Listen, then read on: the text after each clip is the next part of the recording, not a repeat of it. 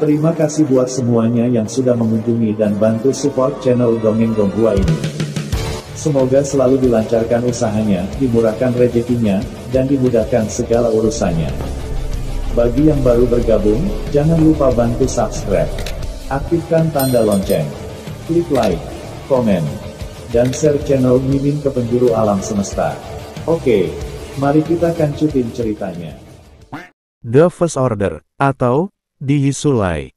Dari bab 1211 sampai bab 1215 di channel Dongeng Donghua. Bab 1211, Jelajahi Utara. Ren Xiaosu menghabiskan 3 hari di pagi hari di sebelah Danau Crescent. Saya tidak tahu mengapa, meskipun pagi itu cukup lama, itu masih terlihat seperti orang kecil dalam ingatan Ren Xiaosu. Di pagi hari, saya menemukan sungai yang lebih dalam di bawah Danau Crescent, sepertinya sangat mirip. Faktanya, Ren Xiaosu juga sangat menyukainya. Seluruh Danau Crescent seperti sumber air panas yang besar. Tidak ada perselisihan yang rumit di sini, dan dia tidak perlu memutar otak untuk memikirkan masalah apapun. Dia hanya perlu merasa nyaman untuk menghabiskan bulan madu dengan Yang Xiaojin di sini. Meskipun dia hanya hidup selama 3 hari, dia dan Yang Xiaojin membangun rumah kayu kecil pada hari pertama. Mereka berdua sangat mampu melakukan banyak hal. Ada tenda di istana Ren Xiaosu, tetapi Yang Xiaojin bersikeras bahwa lebih menarik untuk membangun rumah kayu, dan mereka mungkin sering datang ke sini untuk liburan di masa depan. Ketika dia pergi, pagi hari dengan enggan memperhatikan mereka berdua, Ren Xiaosu bisa merasakan kesepian semacam itu, tetapi dia masih tidak tahu bagaimana menyelesaikan masalah senja. Akan lebih baik jika dia bisa membawa senja bersamanya. Tepat ketika Ren Xiaosu dan Yang Xiaojin kembali ke penghalang 144, Luolan baru saja tiba di penghalang 91 di utara dinasti Qing. Setelah kembali ke wilayah Qing, Luolan awalnya berniat untuk kembali langsung ke penghalang 111. Akibatnya, ia segera mengubah rencana perjalanan setelah menerima berita dari Qing Huang. Dia sekarang akan melakukan tur seluruh penghalang utara keluarga Qing sebagai misi, dan memeriksa pelatihan semua tentara, senjata dan cadangan makanan. Rencana perjalanan semacam ini seperti memberitahu semua orang dengan jelas, Qing siap bertarung. Untuk melindungi keselamatan Luolan, King Zhen secara khusus mengiriminya batalion khusus untuk mengatasinya. Konfigurasi batalion khusus ini dilebih-lebihkan ke tingkat yang keterlaluan, dan hanya ada 4 kendaraan lapis baja yang membawa santeng. Sun King, senapan mesin berat berkecepatan tinggi yang dikembangkan secara independen oleh Qing, adalah pemimpin dalam badai logam. Pada awalnya, beberapa kendaraan lapis baja yang membawa lereng gunung mampu mengalahkan tubuh eksperimental dari pandangan. Pada saat ini, konvoi Luolan tiba di luar gerbang penghalang ke-91, di mana semua pejabat di dalam penghalang dan kepala pasukan di stasiun militer terdekat telah berkumpul. Semua orang menyimak channel Dongeng Donghua dan berdiri di kedua sisi jalan di depan jalan, dan Departemen Ketertiban di dalam penghalang bahkan membersihkan gubuk para pengungsi. Dan mengatur pembersihan para pengungsi. Departemen Ketertiban bahkan menetapkan standar untuk pembersihan ini, tidak ada jalan buntu, tidak ada jaring laba-laba. Untuk membuat orang-orang yang dipindahkan terlihat lebih bersih, air tambahan juga didistribusikan di kota pasar, hanya untuk membiarkan orang-orang terlantar mencuci muka mereka. Semua ini seperti prosedur operasi standar untuk menerima pemimpin yang unggul. Meskipun kebijakan yang diterapkan setelah kenaikan Qing relatif terbuka, dan kondisi kehidupan para pengungsi di wilayah Qing juga telah ditingkatkan. Tetapi konsorsiumnya adalah sebuah konsorsium. Intinya, tidak peduli orang seperti apa King Zhen dan Luolan, mereka tidak dapat diubah. Properti konsorsium Qing. Reformasi tidak pernah sesederhana itu. Di malam hari, para pejabat ini menyaksikan konvoi Luolan semakin dekat, dan semua orang tersenyum. Setiap orang adalah ahli senyum, dan tidak akan lama sebelum senyum itu muncul di otot-otot wajah. Namun, yang mengejutkan semua orang adalah bahwa konvoi Luolan tidak berhenti ketika melewati gerbang penghalang, tetapi bergegas masuk melalui gerbang yang terbuka. Meninggalkan 2 jajaran pejabat dengan seteguk abu. Para pejabat saling memandang, dan semua orang berpikir tentang apa yang terjadi pada orang ini, bahkan jika mereka tidak turun, setidaknya menyapa semua orang. Tetapi mereka melihat kendaraan kam khusus lanjutan yang masuk bersama, dan tidak ada yang berani mengatakan apa-apa. Posisi Luolan dalam keluarga King sangat terpisah, dan ada banyak gelar di kepalanya. Sekretaris Jenderal Biro King, Ketua Kehormatan Komisi Militer King, Direktur Eksekutif Departemen Bisnis King. Lagi pula, bagaimana judul ini muncul? Semua orang tahu bahwa jika ada orang di dunia ini yang peduli dengan King Luo, maka Luolan harus menempati peringkat pertama. Tidak ada yang bisa membandingkan pertempuran perjalanan sendirian. Semua pejabat di luar kota benteng menyaksikan tim Lan Lan pergi, mereka dengan tergesa-gesa memanggil sekretaris dan pengemudi mereka, cepat, pergi untuk mengejar. Pada saat ini, Zhou Qi, yang sedang duduk di kendaraan off-road depan, bergumam, kesungguhan Anda tidak berubah, dan Anda tidak memiliki wajah untuk orang lain. Anda dan King Huang melakukan hal-hal ketika mereka halus, tetapi juga tidak terlalu ditargetkan oleh kelompok orang tua. Luolan tertawa 2 kali, di mana orang-orang tua itu sekarang? Zhou Qi. Di mana lagi orang-orang tua itu bisa dibunuh oleh Zhou Qi sendiri?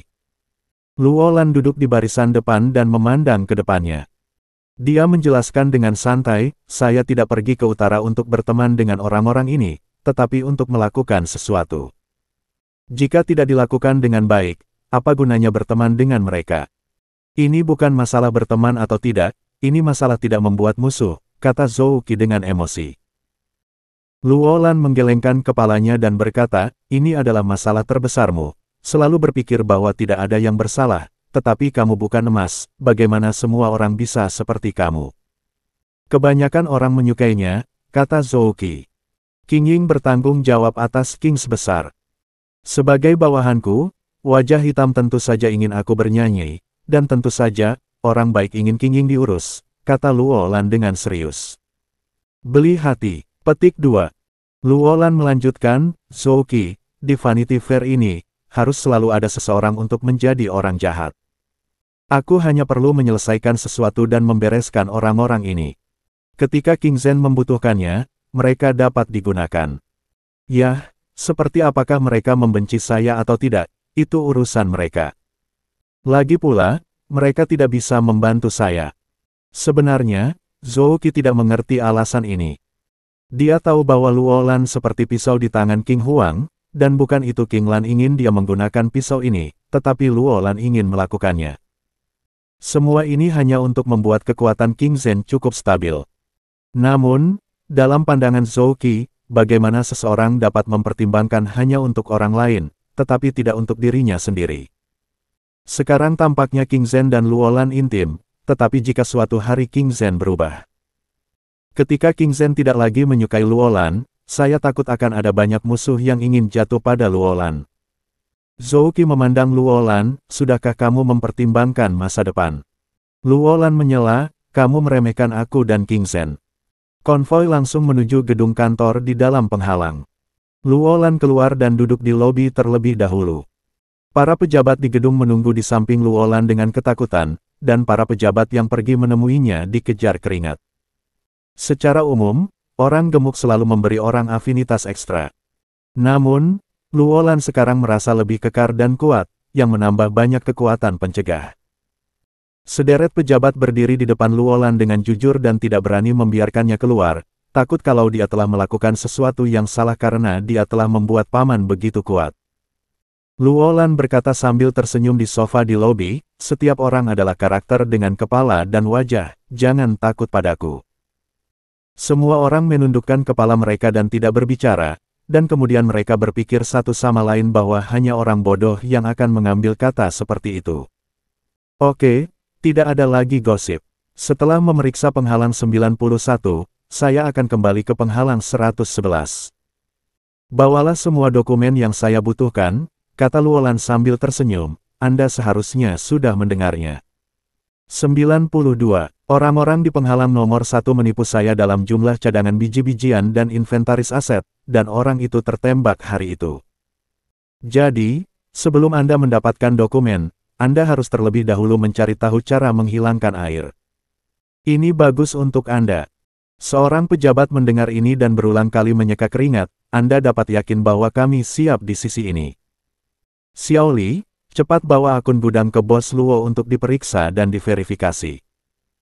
Bos Luo, pekerjaan kami di sini memang sangat bagus dengan solid. Setelah Anda memeriksa buku besar, kami dapat segera pergi ke gudang untuk diperiksa.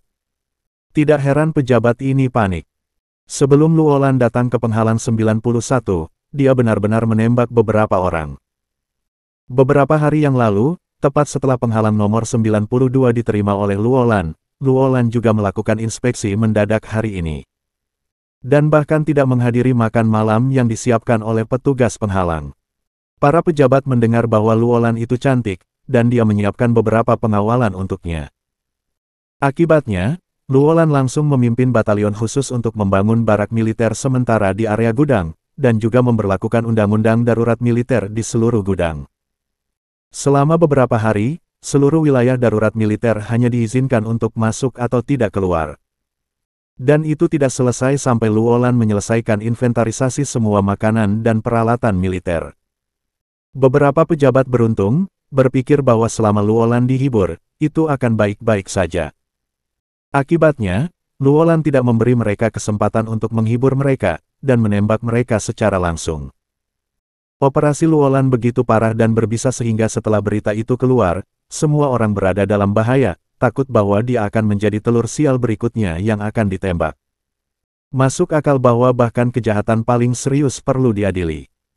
Namun, biji-bijian cadangan yang digunakan secara pribadi dan persenjataan pergi langsung ke pengadilan militer, dan Luolan juga memiliki gelar, Hakim Ketua Pengadilan Militer King.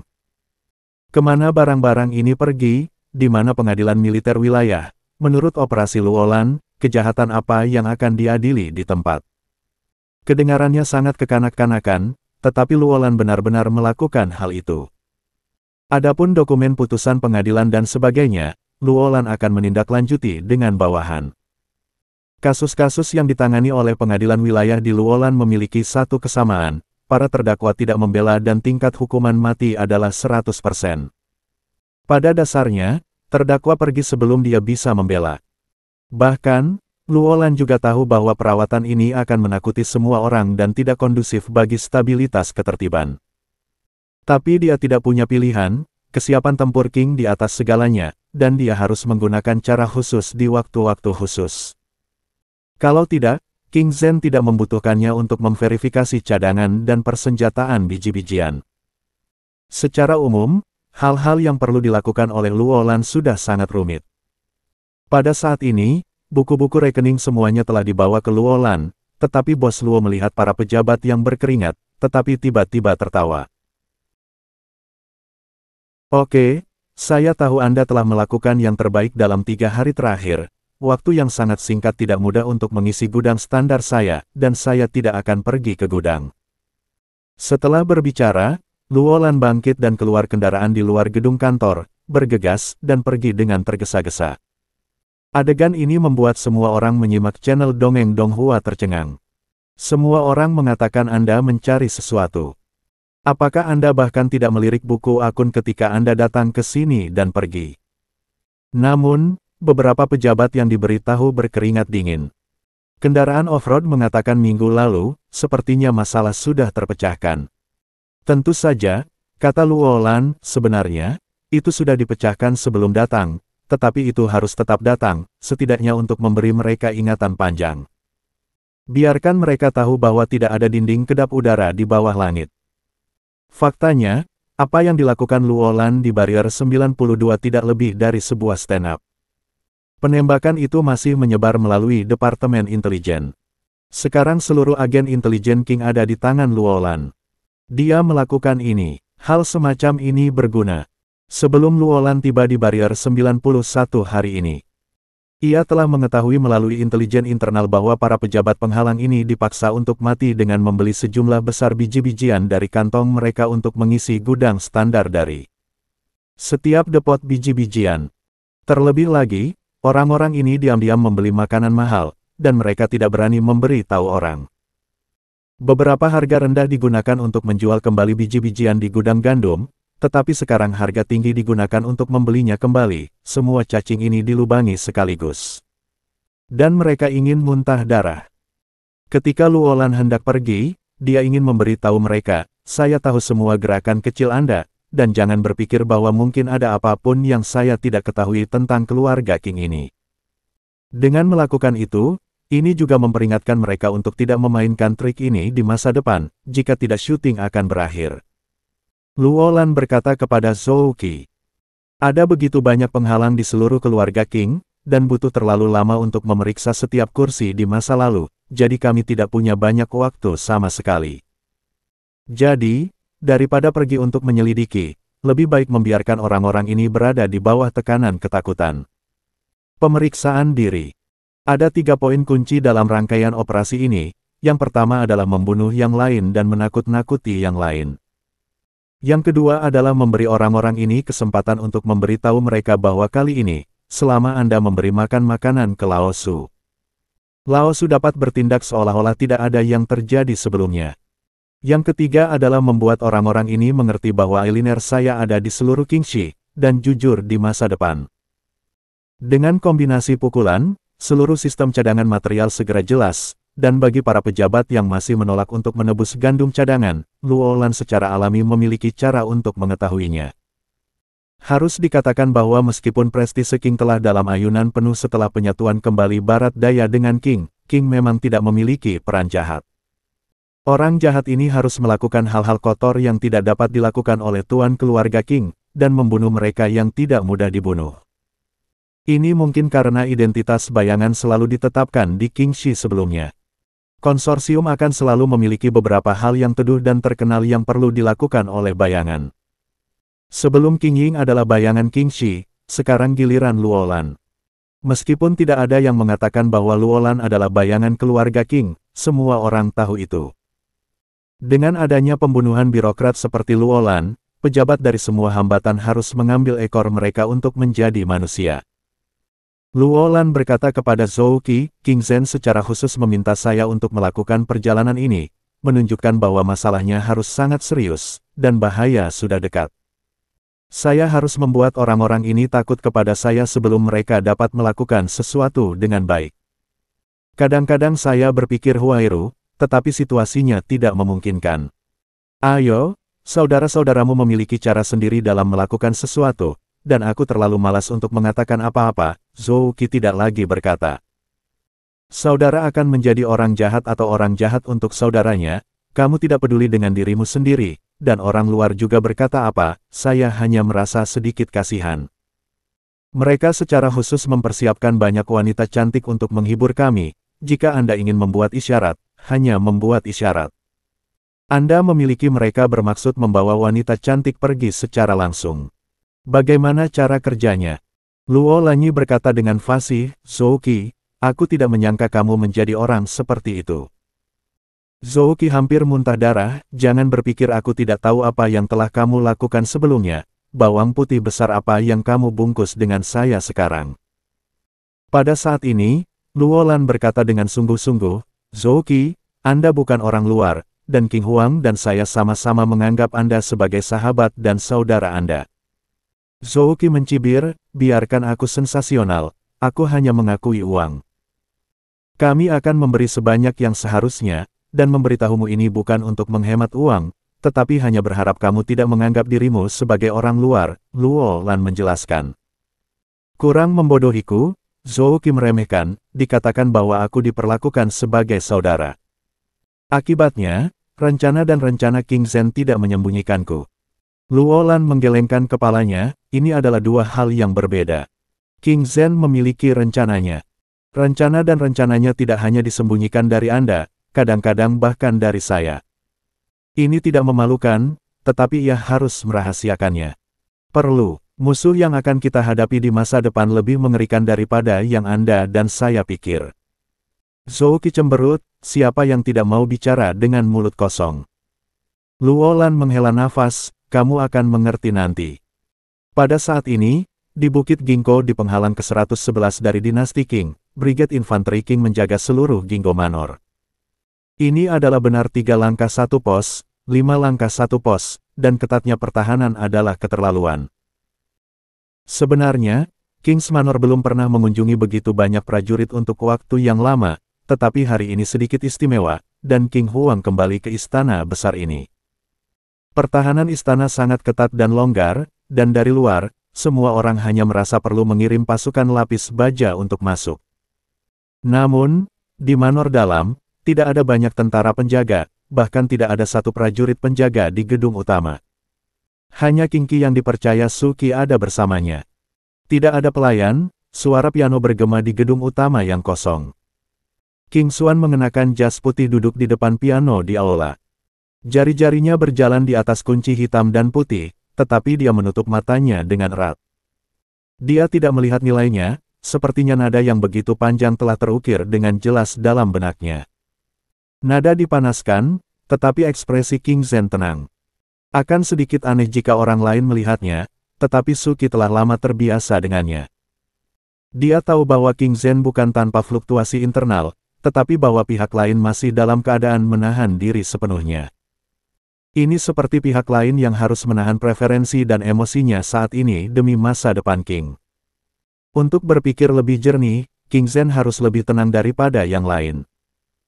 Pada saat ini, sedikit suara mesin mengganggu suara piano, dan rak penuh buku di belakang King Zhen didorong pergi, mengungkapkan batu bata yang tebal dan batu di dalamnya. King Shen berjalan keluar dengan tersenyum. Bab 3 dari Profesor Kecil, saya juga suka lagu ini, mendengarkan spekulasi internal Tinder bahwa Profesor Kecil adalah pendiri King He, tetapi ini sepertinya bukan sesuatu yang istimewa. Informasi penting, jadi tidak banyak orang yang peduli. Namun, sungguh hal yang bersyukur spektrumnya dapat diturunkan dalam bencana. Bab 1212. Tetaplah pada yang hitam. Kamu masih mendengarkan musik piano di Tinder? King Zhen bertanya, menutup penutup piano perlahan. Saat berbicara, Su Qi berdiri di samping King Zhen dan menatap King Qing yang terukir dengan erat.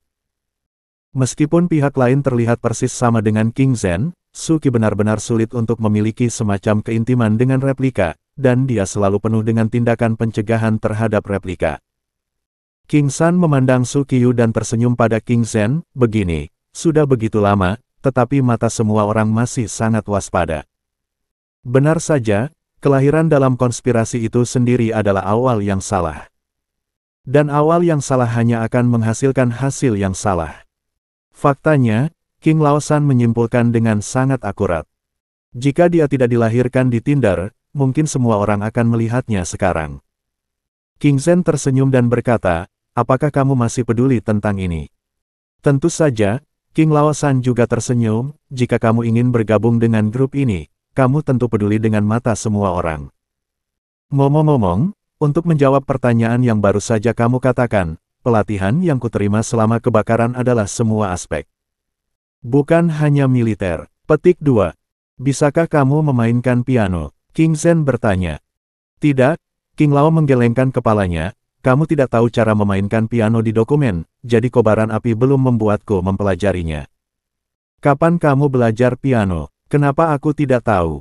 King Zhen tersenyum, masih banyak hal yang tidak kamu ketahui.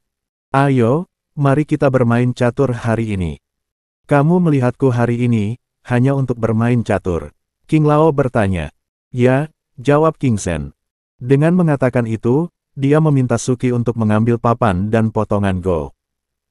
Kemewahan Gingo Manor berada di luar imajinasi, kemewahannya tidak hanya tercermin dalam dekorasi, tetapi juga fungsi internal, serta kebutuhan sehari-hari yang dapat dibayangkan manusia.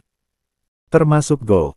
Di aula manor yang luas, King Sansan dan King Huang duduk di lantai di bawah lampu kristal Phoenix yang sedang terbang. Kelereng hitam dan abu-abu di tanah sangat halus, bahkan memantulkan keduanya. Duduk di atas marmer seperti itu, Tuan King merasa seperti duduk di danau. Pengelolaan bahan marmer lebih rumit dari yang diharapkan. Banyak orang berpikir bahwa marmer dapat tetap halus dan baru selama diaspal, bahkan, jika Anda ingin mempertahankan efek ini. Anda perlu memolesnya secara manual dan dengan ramuan. Duduk di permukaan danau, abu-abu hitam, King Laosan berkata dengan emosi, para tetua keluarga King akan sangat menikmatinya. 181 orang kulit hitam menggunakan batu giok hitam, 180 orang kulit putih menggunakan batu giok hetian, dan papan catur bertatahkan kayu mahoni. King Zhen dengan tenang berkata, saya hanya bermain catur dengan mereka, dan saya bermain catur dengan mereka. Akibatnya, keterampilan catur saya sama buruknya dengan anak-anak muda. Jika saya memiliki keterampilan catur yang sama dengan mereka, saya akan malu menggunakan papan catur yang begitu berharga. King Laosan tertawa dan berkata, implikasinya adalah kamu menggunakan catur yang bagus sekarang karena kamu pantas menerimanya. Tentu saja, wajah King Zhen tidak berubah sama sekali. Kali ini, Tuan King tidak membantah.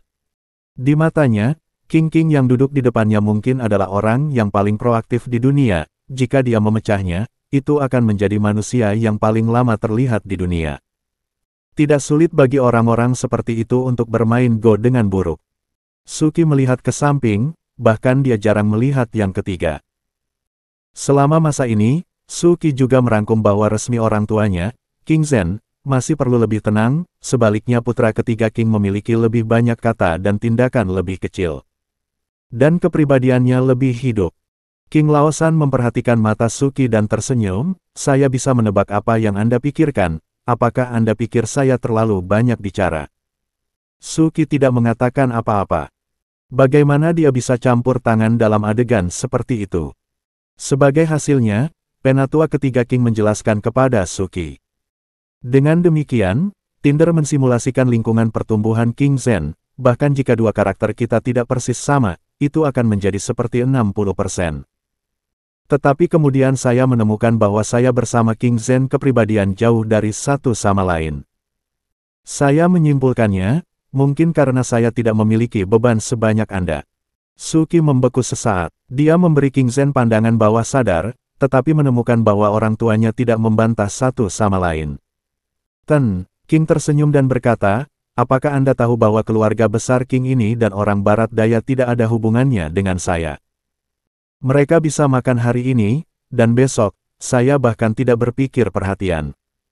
Selain itu, bagaimana uang akan berurusan dengan King?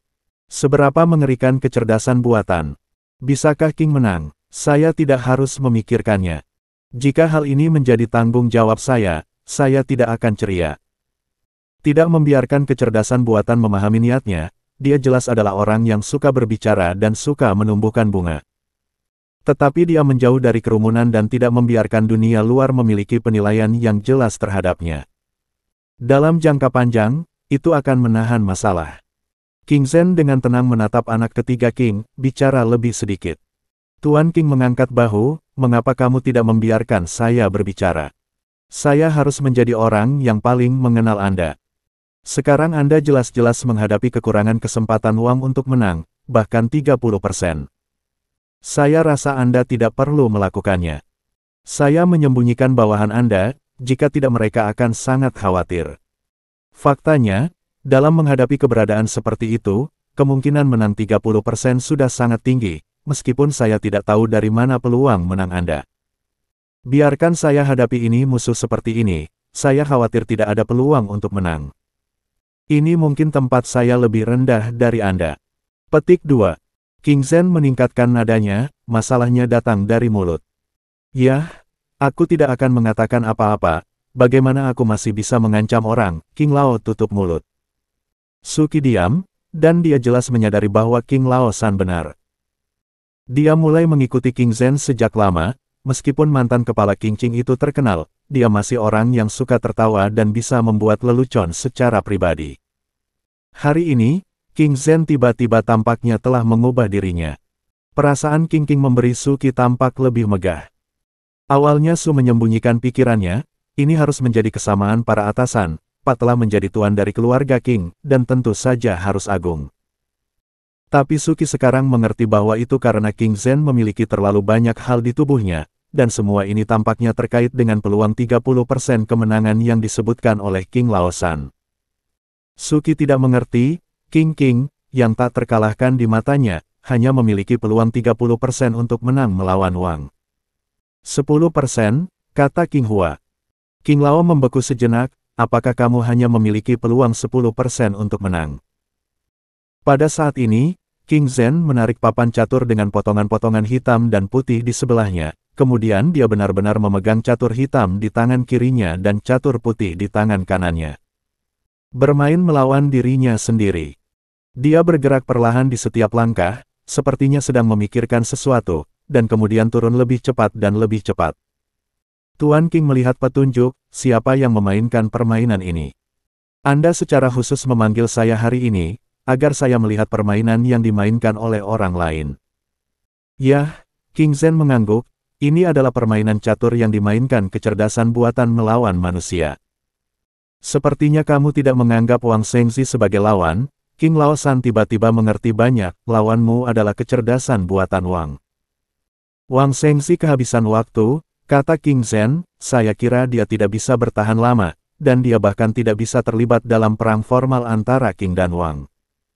Terlalu banyak informasi terungkap dalam kalimat ini. Setidaknya ini adalah pertama kalinya King Zen mengakui bahwa ia telah menempatkan mata-mata di samping Wang Shengzi dan sepenuhnya menyadari kondisi pihak lain. Bukankah ini hal yang baik, kata King Lao San, selama Wang Shengzi meninggal, kereta keluarga Wang akan segera ditutup. Suki mendengar kalimat ini dan menganggapnya masuk akal. Bagaimanapun, arahan kereta Wang semuanya dipandu oleh Wang Shengzi. Selama Wang Shengzi pergi, keluarga Wang secara alami berhenti. Tapi King Zen menggelengkan kepalanya, itu tidak akan berhenti, akan ada kecerdasan buatan untuk membantunya menyelesaikan bisnis yang belum selesai ini. Dan, Anda semua meremehkan kecerdasan buatan ini, itu bukan alat, saya menduga itu telah menjadi independen sekarang will, bahkan peradaban. Kenapa? King Lao mengerutkan kening. Karena Wang Shengzi tampaknya tidak tahu bahwa keluarga King telah kehilangan 2000 prajurit nano, kata King Zen. Jika kecerdasan buatan itu hanya alat di tangan Wang Shengzi, maka tidak ada alasan mengapa hal itu akan menyembunyikan hal-hal dari Wang Shengzi. King merasa bahwa meskipun dia adalah tiruan dari King Zen, kedua belah pihak memiliki IQ yang sama, dan pengetahuannya bahkan lebih luas dari King Zen. Namun, pada level pemikiran taktis, dia selalu mengejar jejak King Zen, dan dia tidak pernah menyusulnya. Banyak orang biasanya menyimak channel Dongeng Donghua dan mengasosiasikan Wang dengan kecerdasan buatan, tetapi King Zen sekarang menganggap bahwa 0 sebagai keberadaan independen. King Lao bertanya, apakah penting untuk mementingkan suatu program? Tentu saja, kata King Zen, sepertinya bagi saya ini adalah perlombaan melawan waktu, dan dalam permainan ini kita telah kehilangan langkah pertama. Jika saya menarik diri dari perang barat daya lebih awal untuk melihat seluruh situasi, maka saya tidak akan terus mengembangkan robot nano.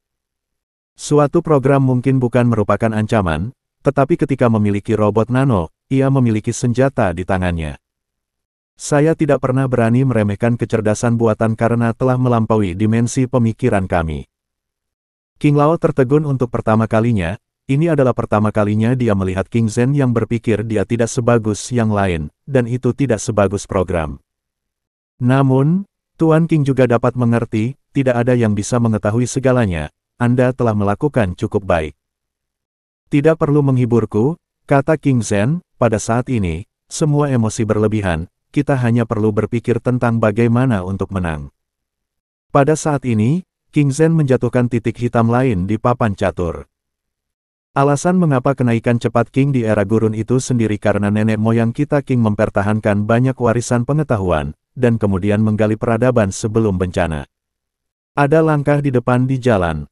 Ada informasi menarik yang tidak diperhatikan orang lain, tapi saya sangat tertarik. Di babak ini, seorang pemain catur bernama Fan Yu bermain melawan kecerdasan buatan. Fan Yu bukan pemain catur top dunia pada waktu itu, jadi dia kehilangan 5 pertandingan tanpa ketegangan. Pada saat itu, semua manusia mulai memperhatikan kecerdasan buatan. Seperti kata King Ying, King Ran dan Suki tiba-tiba muncul di dunia lain. King Zen sedang duduk di danau, dan potongan-potongan hitam dan putih di tangannya jatuh di papan catur seolah-olah mereka juga ada di sana. Alami perang abad antara manusia dan kecerdasan buatan. Go, sebagai game catur tertua di peradaban Middle Earth, memiliki mekanisme permainan yang sangat rumit. Setiap kali Anda bermain, ada lebih dari 200 kemungkinan, dan hanya ada 20 jenis catur. Setelah munculnya kecerdasan buatan, itu mengalahkan Fan Yu dengan sikap naksir absolut, dan kemudian itu adalah pertempuran puncak sesungguhnya, pertempuran kecerdasan buatan Li Shishi. King Zhen berkata, Li Ziqi dapat sepenuhnya mewakili puncak manusia di ranah catur pada waktu itu, tetapi bahkan ia menghadapi kecerdasan buatan dan hanya memenangkan 1 pertandingan dalam 5 pertandingan. Pada saat ini, King Zhen meminta Suki untuk mengembalikan keping hitam dan putih ke papan catur, seolah-olah akan memulai permainan baru. King Laosan menyaksikan dengan diam-diam di danau ini. Dia memiliki intuisi yang sama tajamnya dengan King Huang. Dia sepertinya tahu apa yang dikatakan King Huang pada dirinya sendiri saat ini. Namun, setelah menonton pertandingan catur terlebih dahulu, King Zhen muncul kembali. Di game pertama Li Ziqi dan kecerdasan buatan, itu masih merupakan kekalahan umat manusia. Potongan-potongan hitam dan putih bergantian di papan catur kayu merah, dan King Lao menatap papan catur dengan cermat, tetapi pada saat ini dia tidak merasakan apa-apa. Tetapi di game kedua, kecerdasan buatan pada langkah ke-37 setelah pembukaan, menempatkan potongan catur di posisi di mana manusia tidak akan pernah jatuh. King Lao tiba-tiba berkeringat dingin. Langkah ini merupakan pertanda dari permainan berikutnya.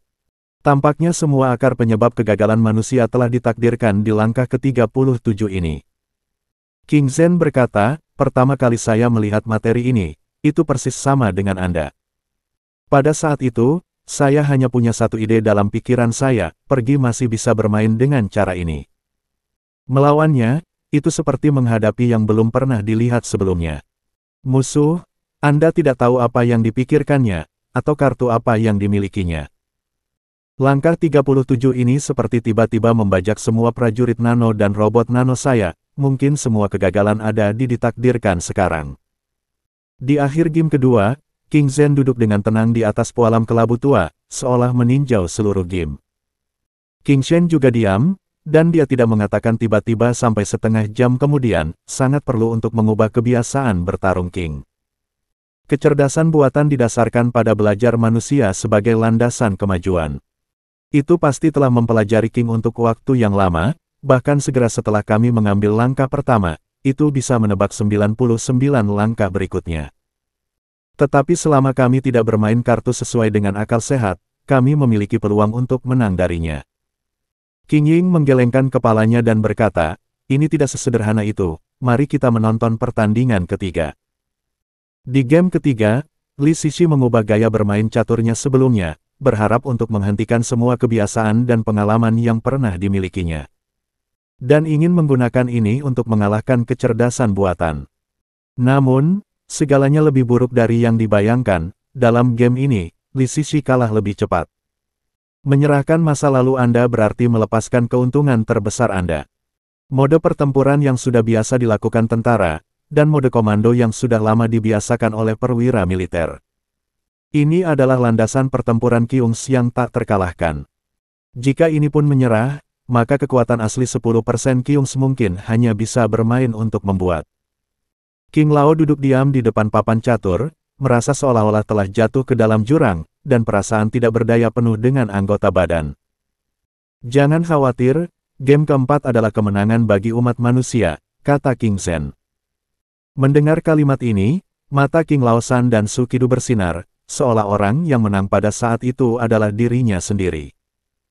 Di game keempat, Li Ziqi tidak hanya meletakkan kebiasaannya, ia bahkan menghancurkan semua konvensi manusia di Go dan mengalahkan kecerdasan buatan dengan cara yang tidak konvensional. Apa yang menarik adalah bahwa dalam babak ini, kecerdasan buatan memang telah kehilangan banyak keuntungan, setelah kejatuhan Li Ziqi yang tidak konvensional. Kecerdasan buatan telah berulang kali membuat kesalahan tingkat rendah. Namun meski begitu, sangat mengejutkan bahwa Li Ziqi masih dirugikan dan secara keseluruhan buruk. Ketika tiba di tangan, Li Ziqi tiba-tiba jatuh dan memulai permainan membalikkan tubuh dengan postur kematian. Tangan ini kemudian disebut tangan Tuhan.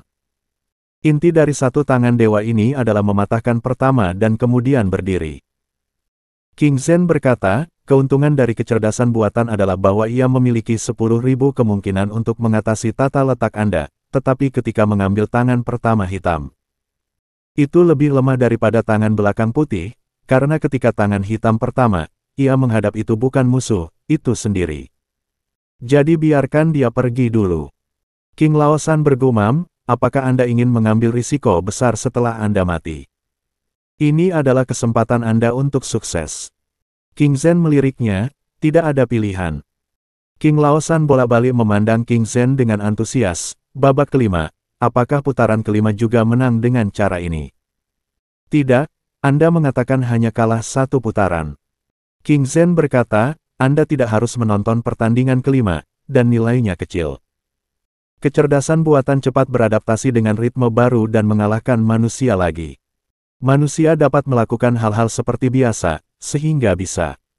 Pertandingan keempat ini, metode yang tidak konvensional tampaknya membuka pintu baru untuk kecerdasan buatan, dan sejak itu, manusia mungkin tidak lagi dapat mengalahkannya di bidang Go. Jadi, kata King Laosan, manusia hanya punya satu kesempatan untuk mengalahkannya. Sebenarnya, peluang ini sudah merupakan hasil terbaik, kata King Zhen. Suki merasa sedikit mati lemas, apakah kecerdasan buatan ini begitu mengerikan? Bahkan orang seperti King Qing akan berpikir bahwa akan baik untuk memiliki peluang untuk mengalahkan lawan. Dan manusia mungkin tidak dapat memanfaatkan kesempatan ini. Begitu kesempatan ini terlewatkan, manusia mungkin tidak lagi dapat mengalahkan kecerdasan buatan. Bagaimanapun, manusia telah mengalahkan kecerdasan buatan. Manusia di masa lalu dapat, maka manusia harus melakukannya sekarang, kata King Laosan dengan tegas. King Ying memandang putra ketiga Xiang Qing dan berkata dengan serius, jika game keempat ini secara sengaja dikalahkan manusia, apa yang akan Anda pikirkan? Kalimat ini benar-benar mengejutkan King San. Jika kecerdasan buatan itu belum mencapai kemenangan penuh. Kuharap tidak, kata King Zhen. King Laosan perlahan-lahan tenang, Anda bukan orang yang belum selesai, saya percaya Anda sudah memiliki rencana dalam pikiran, katakan padaku bagaimana melakukannya. King Zhen menggelengkan kepalanya, tidak bisa bergerak. Kenapa? King Lao bertanya. Ini belum waktunya bagi kita untuk bermain catur, kata King Zhen, sekarang, waktunya untuk bermain. Setelah selesai berbicara, King Zhen melemparkan potongan putih yang dipilin di tangannya ke papan catur, dan lantai marmer yang halus mencerminkan sosoknya dengan sempurna. Semua orang berharap dia bisa menyimak channel Dongeng Donghua dan mendahului, tapi kali ini King Zhen ingin melepaskan tangan hampa lebih dulu. Bab 1213, Invasi. Kecerdasan buatan saat ini nol, dan kecerdasan buatan yang telah mengalahkan manusia di bidang Go di masa lalu, sebenarnya adalah dua keberadaan yang sama sekali berbeda. Kecerdasan buatan yang dulu masih merupakan sebuah program, ia menyimpan catatan catur yang tak terhitung jumlahnya dan bermain dengan waktu yang tak terhitung jumlahnya dengan sendirinya. Sehingga memperoleh banyak sumber informasi. Tetapi program kecerdasan buatan ini tidak memiliki kesadaran diri, meskipun tampaknya memiliki otak, menggunakan jaringan nilai untuk perhitungan, dan jaringan strategi untuk seleksi. Namun, opsinya masih sangat sempit, dan tidak ada pilihan untuk dengan sengaja menipu manusia. Karena itu, tidak ada kebijaksanaan nyata dalam kecerdasan buatan. Dan kecerdasan buatan adalah nol berbeda, ia sepenuhnya membangkitkan tingkat kesadaran yang lebih tinggi, dan bahkan mulai berpikir tentang model koeksistensi antara peradaban dan peradaban. Logika dasar pilihannya datang dari dirinya sendiri, bukan dari manusia. Ini adalah badan yang mandiri dan cerdas hingga ekstrim. Permainan catur yang dikenal King Ying juga hanya proses pemutaran ulang dua pertempuran manusia-mesin, dan tidak ada data dan informasi spesifik untuk program kecerdasan buatan itu. Dia mengulangi permainan catur berulang kali, hanya mencoba mengintip kehidupan dimensi lain ini dari pengalaman manusia di masa lalu. Tetapi sebenarnya dia juga memahami bahwa sulit untuk benar-benar memahami kecerdasan buatan melalui hanya beberapa game Go. Tapi King Zhen benar dalam satu hal. Ketika dihadapkan dengan kecerdasan buatan, preemption mungkin tidak berfungsi. Dia harus menunggu putra yang jatuh, dan kemudian menunggu saat dia meninggal. Pada saat ini, bahkan King Zhen tidak bisa membayangkan bahwa gerakan nol datang lebih cepat dari yang diharapkan. Di antara pangkalan militer di utara penghalang King 111, King Yi, komandan militer tertinggi, telah meningkatkan tingkat kesiapan tempur ke satu tingkat. Yang berarti bahwa semua prajurit dan perwira yang sedang berlibur juga harus kembali ke barak sesegera mungkin. Di luar pangkalan militer, seorang perwira kapten sedang menjalani inspeksi. Di luar pangkalan militer, seorang perwira kapten sedang menjalani inspeksi yang sangat ketat. Barang-barang pribadi, peralatan komunikasi, dan bahkan kaos kaki dan pakaian dalam di kopernya juga perlu dibawa keluar untuk diperiksa. Selama proses ini, perwira kapten tidak memiliki komunikasi dengan prajurit yang diinspeksi. Meskipun para prajurit memperlakukan para perwira dalam proses yang serupa dengan yang dilakukan para tersangka. Semua orang sudah terbiasa dengannya. Untuk memastikan keamanan informasi dari pangkalan ini, sebenarnya tidak ada yang perlu dikorbankan. Selama Anda bisa menang saat bertarung, apa gunanya memeriksa? Tentara yang bertanggung jawab atas pemeriksaan menyapu pakaian petugas dengan detektor, "Tuan, angkat tangan." Mendengar ini, petugas itu bekerja sama dengan salib dan mengizinkan pihak lain untuk memindai. 2 menit kemudian, prajurit itu memberi hormat kepada perwira kapten, "Tuan, tidak apa-apa." Perwira kapten memberi hormat. Seluruh proses inspeksi dan pelepasan seperti roda gigi pada mesin yang saling berhubungan, tertutup rapat, tanpa hambatan dan kontradiksi. Setelah melewati saluran inspeksi, petugas kapten langsung membawa barang bawaannya ke kantor urusan militer untuk pelaporan dan pendaftaran. Ini adalah proses pemulangan dalam tentara Qing. Semua ini biasa-biasa saja, tanpa tikungan dan belokan. Namun, ketika malam tiba dan petugas kapten kembali ke asramanya untuk tidur, cairan logam perak tiba-tiba bocor dari tubuhnya yang terbengkalai melalui pergelangan kakinya. Nanorobot. Cairan logam perak dengan cepat merangkak ke saluran ventilasi di langit-langit asrama seperti ular. Namun, ketika baru saja memasuki saluran ventilasi dan ingin melewati titik tertentu, seluruh bangunan asrama tiba-tiba membunyikan alarm yang keras. Pada saat yang sama, arus kuat meledak dari node, dan nanorobot dihilangkan sekaligus. Tentara yang bertanggung jawab atas keamanan dengan cepat menemukan lokasi nanorobot dari sistem pertahanan seluruh barak dibangunkan. Pasukan keamanan memblokir seluruh bangunan asrama dan ingin mencari tahu persis apa yang terjadi. Perhatian semua orang tertuju pada channel Dongeng Donghua dan bangunan asrama. Banyak tentara yang baru saja tertidur sudah bangun. Mereka mengenakan pakaian mereka dan mengambil senjata mereka untuk mulai berkumpul di luar gedung asrama untuk mempersiapkan pertempuran. Alarm berbunyi untuk pertama kalinya sejak berdirinya pangkalan militer ini. Ini seperti perang akan datang. Namun, di sirene, seekor burung pipit besar beterbangan di langit tiba-tiba menuju ujung lain pangkalan militer. Tampilannya kusam dan sama sekali tidak pintar seperti burung lainnya. Tiba-tiba, lereng gunung di atap pangkalan militer diaktifkan, dan sistem pertahanan aktif kunci termal yang terikat padanya mendeteksi keberadaan burung gereja. Badai logam menyapu menuju burung pipit, laras mekanis terus berputar, dan peluru panas di langit malam tampak seperti pelatih merah. Hanya dalam waktu singkat, burung gereja dipukuli menjadi ayakan. Di zaman sekarang ini, banyak orang telah mengabaikan kontrol di bidang kontrol udara, tetapi Kyung sebelum mengendurkan sistem pertahanannya dalam hal ini. King Zhen pernah berkata bahwa ketika semua orang mulai mengabaikan langit, pasti ada seseorang yang ingin mengubah langit kembali menjadi medan perang dan menjadi senjata mereka. Para prajurit di pangkalan militer mendengar arus dan deru tumpukan gunung dan segera berbalik untuk melihat burung gereja yang jatuh. Tapi saat berikutnya, 1 burung pipit, 2 burung pipit terbang ke barak di malam hari. Burung pipit yang tak terhitung jumlahnya seperti ngengat di bawah lampu. Terbang ke pangkalan militer tanpa rasa takut, dan kemudian ditembak jatuh oleh badai logam. Di seluruh pangkalan militer yang luas, 72 kebakaran di puncak bukit yang diikat dengan sistem pertahanan aktif yang terkunci secara termal dibuka sepenuhnya. Dan lintasan mereka terjalin menjadi jaring pertahanan besar di malam hari. Langit ini sedemikian rupa sehingga burung pipit pun tidak bisa terbang hidup-hidup. Langkah-langkah defensif semacam itu dapat digambarkan sebagai tindakan tegas. Namun, setelah tidak tahu berapa banyak burung gereja jatuh ke pangkalan militer, cairan logam perak mulai meresap ke dalam tubuh mereka. Potongan-potongan cairan logam seperti aliran, dan kemudian menyatu menjadi sungai, dan menggali ke dalam tanah. Para prajurit dapat mendengar gemerisik tanah, tetapi mereka tidak dapat menemukan jejak robot nano itu. Nanorobot perlu diisi, sehingga mereka membutuhkan pembawa biologis yang dapat diandalkan untuk menyelesaikan pengisian daya. Setelah meninggalkan makhluk, mereka hanya bisa bergerak selama 5 menit. Inilah sebabnya mengapa Zero membutuhkan burung pipit ini. Makhluk-makhluk ini di alam telah menjadi pesawat angkut robot nano dan tumpukan pengisian ponsel. Misi mereka di sini bukan untuk menyerang pangkalan militer, hanya untuk membawa nano-robot di sini.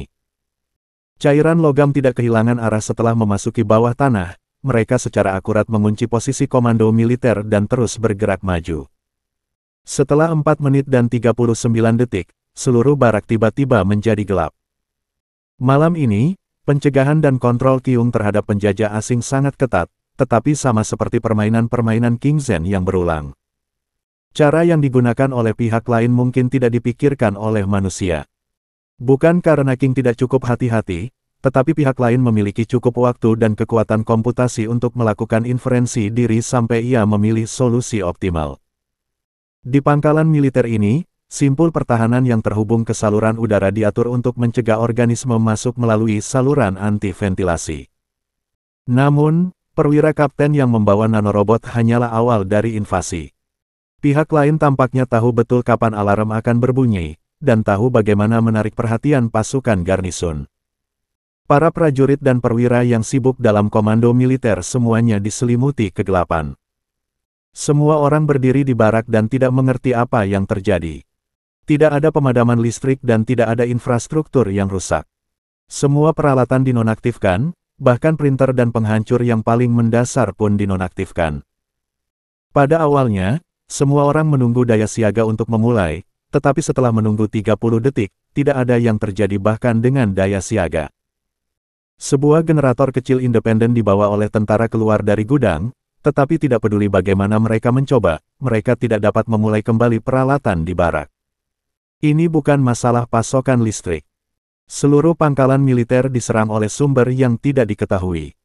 Di bawah keputusasaan, semua orang harus menggunakan senter untuk menyala, dan seluruh pangkalan militer mulai berkumpul dengan cepat. Sementara staf tempur mengumpulkan semua dokumen dan melemparkannya ke dalam insinerator untuk mencegah rahasia bocor setelah pasukan diserang. Staf tempur mengumpulkan dokumen di troli, dan mengirimkannya untuk dibakar berkali-kali.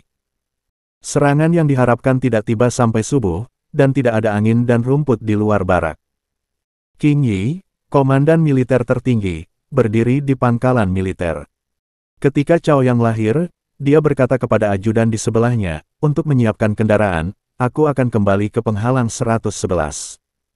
Ini adalah pangkalan militer 012 King dan unit rudal paling penting.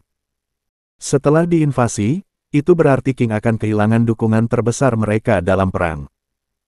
Tentu saja, ada lebih dari satu pangkalan militer seperti itu, tetapi King Yi memiliki alasan untuk percaya bahwa tempat lain juga menghadapi serangan yang sama. Pada saat ini, pangkalan militer tidak bisa lagi menghubungi dunia luar, jadi King Yi harus pergi ke King Zhen untuk menjelaskan situasinya. Sebuah kendaraan off-road layanan umum dibawa. Pengaturan aslinya adalah bahwa personel dinas mengemudi King Yi, dan ajudan juga berencana untuk mengirim perusahaan pengintai untuk melindungi King Yi. Namun, King Yi benar-benar memeriksa kendaraan dengan serius dan kemudian pergi sendirian. King Yi telah melihat robot nano, termasuk urutan pertempuran yang dimiliki para prajurit nano sebelumnya, jadi dia tahu persis apa yang terjadi di asrama tadi malam. Pada saat ini, dia lebih suka mengemudi sendirian selama 6 jam tanpa perlindungan, atau membiarkan orang-orang yang tidak dapat dipercaya membawa barang seperti itu ke King Zhen. Meskipun penelitian King pada robot nano, jika hal-hal itu tersembunyi di dalam tubuh dan bercampur dalam darah dan melekat pada batang otak, sulit untuk ditemukan. Demi asuransi, King Yi juga perlu menjalani pemeriksaan lebih ketat setelah memasuki 111 penghalang. Dalam perjalanan kembali ke penghalang 111, King Yi selalu waspada. Pada titik tertentu, dia akan berpikir, jika pihak lain melakukan begitu banyak hal, apakah dia juga ingin memaksakan dirinya untuk kembali ke penghalang sendirian.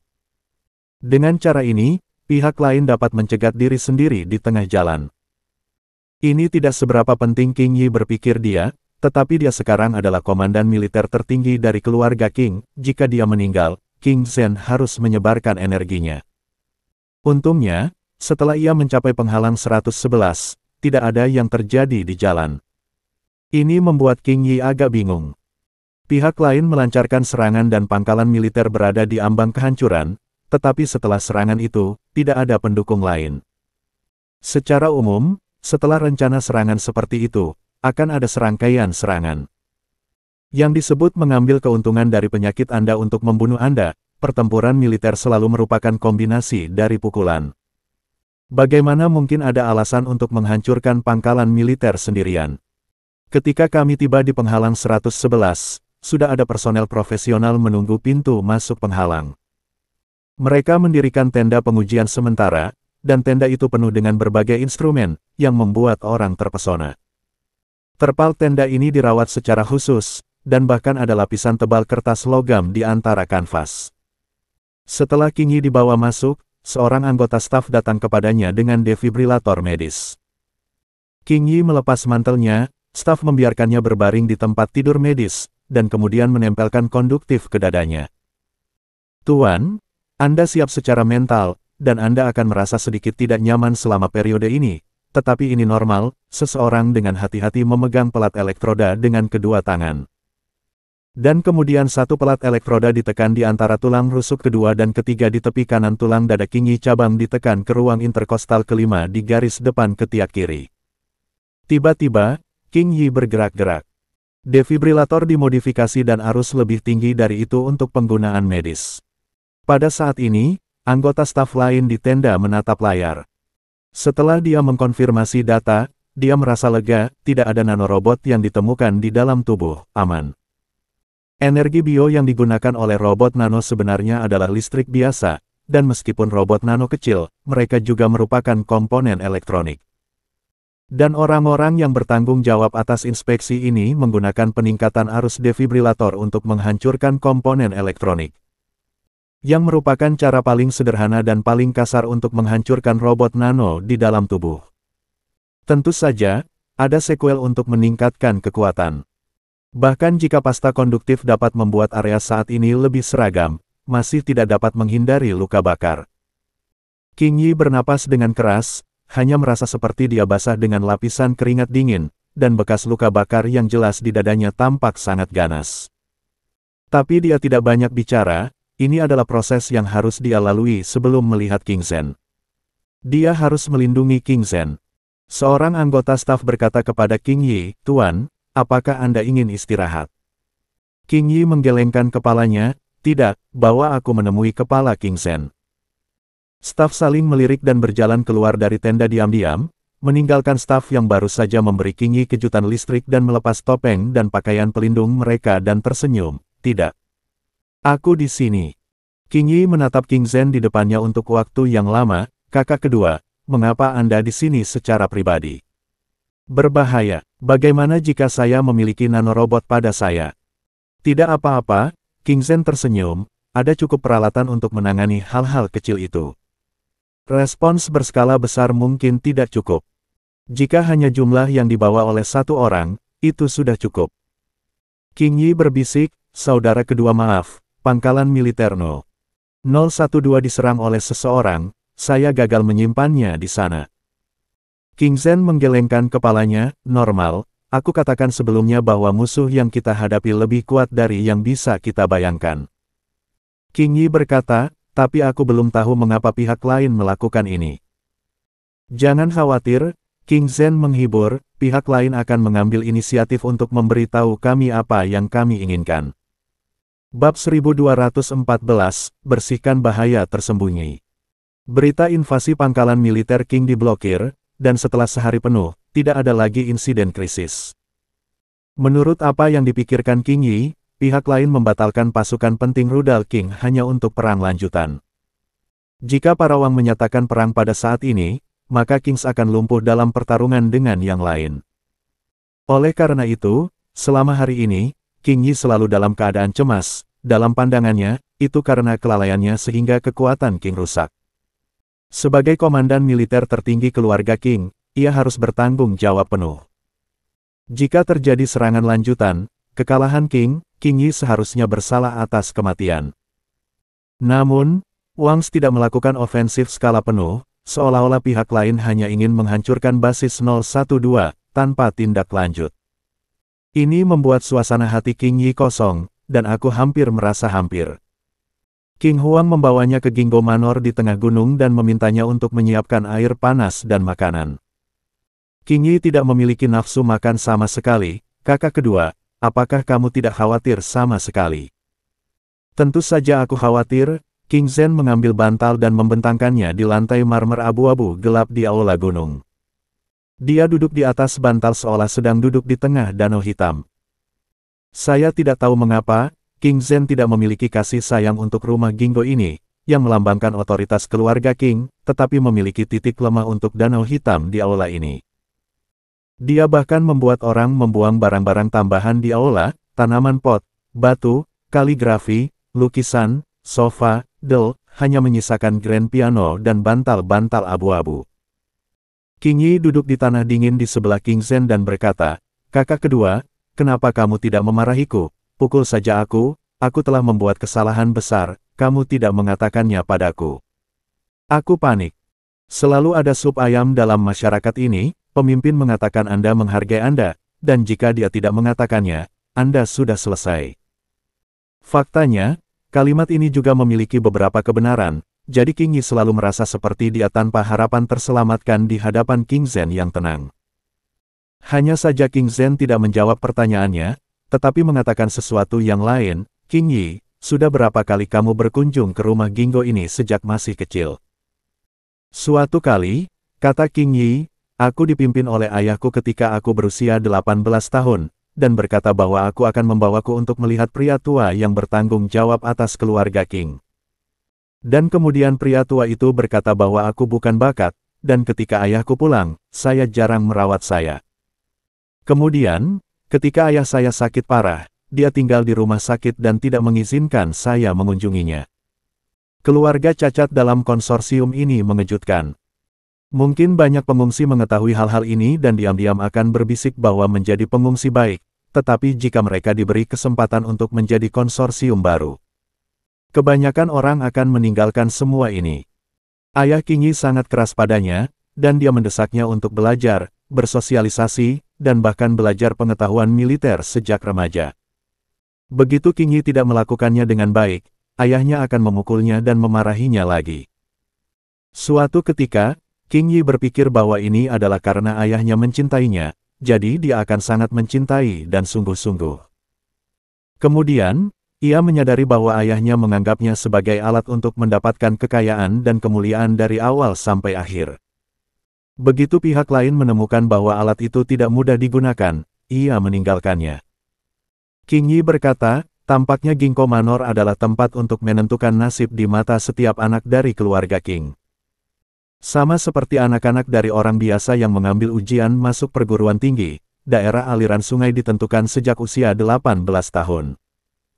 Namun yang lebih putus asa adalah bahwa bahkan jika ujian masuk perguruan tinggi gagal, yang lain tidak akan jatuh ke dalam lubang, dan ada peluang lain, tetapi jika Anda keluar dari sini.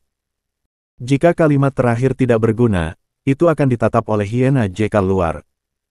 Itu hanya akan memakan waktu beberapa tahun untuk Anda. Kekuatan dalam nada ini benar-benar dibagi. Petik 2. King Zhen berkata dengan cemas, "Ya, orang-orang tua itu hampir menentukan takdirmu dalam satu kalimat. Itu sebabnya aku dulu benci di sini. Ketika mereka melihatku, mereka tersenyum dan berkata bahwa aku cocok untuk bayangan keluarga King.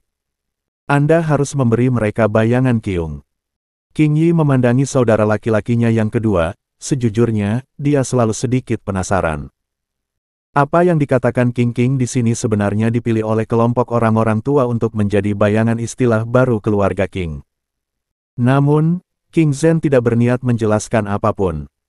"Saya datang lebih sering daripada Anda, karena ketika saya menjadi bayangan, saya harus melapor kepada para lelaki tua untuk bekerja dan harus menerima pelajaran mereka.